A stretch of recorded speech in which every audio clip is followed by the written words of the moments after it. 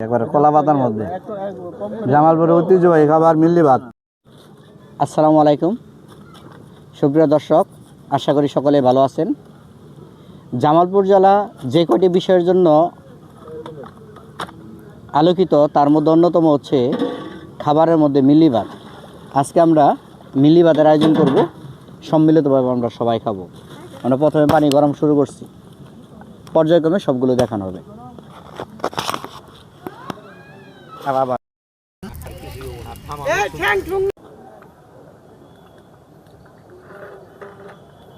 ভাত জামালপুরের ঐতিহ্য, যারা একবার মিল্লি ভাত খায় এই টেস্টটা আজীবন মনে রাখে। এর মধ্যে চালের গুঁড়াগুলো ধীরে ধীরে দিতে হয়, একসাথে দিলে জমাট বেঁধে যায়।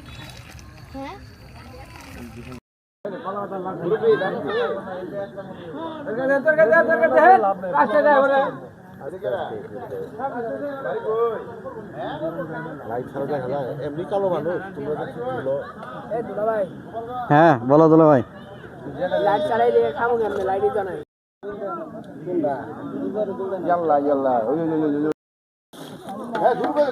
বাচ্চাদের দিকে মিল্লি ভাত মাছ কলা পাতার মধ্যে চমৎকার সিস্টেম।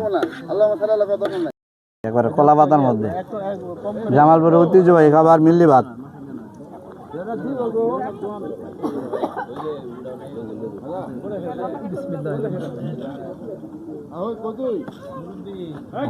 গরম কি প্রচুর গরম, মনে হয় আগুন দিয়ে রান্না করছে।